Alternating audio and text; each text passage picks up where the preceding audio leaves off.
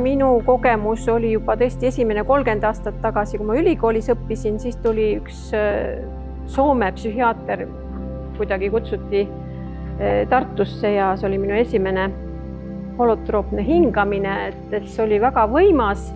ja ma mäletan, kuidas üks naine rääkis ja siis ma olin puu ja ma kasvasin ja mul olid juured all ja ühesõnaga inimesed rääkisid nii segast juttu ja minu väikene psühholoogi pea nagu ei suutnud seda kokku panna selle tavapärase maailmaga. Aga järgmine kord, siis kui ma läksin õppima gestaltteraapiat, Mirjam on ka minu kaasteraapia õppes olnud ja seal oli üks õppejõud siis Uule Rüü, kes siis hakkas ka seal tegema holotroopset hingamist ja hiljem hakkasin teda siis siia kutsuma. Et iga aasta on toimunud holotroopse hingamised siin ja ma kutsusin Uule Rüüd ja Susanne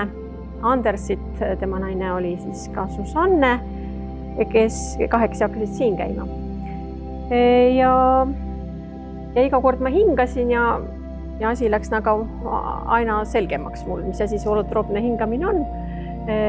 Ja see, mis minuga muidugi juhtus, ma sain aru, et tegelikult on võimalik olla mitmes kohas korraga, et ma olin nii minevikus kui tulevikus ja väga huvitavad pildid ja informatsioon hakkas läbi selle hingamise minusse jõudma.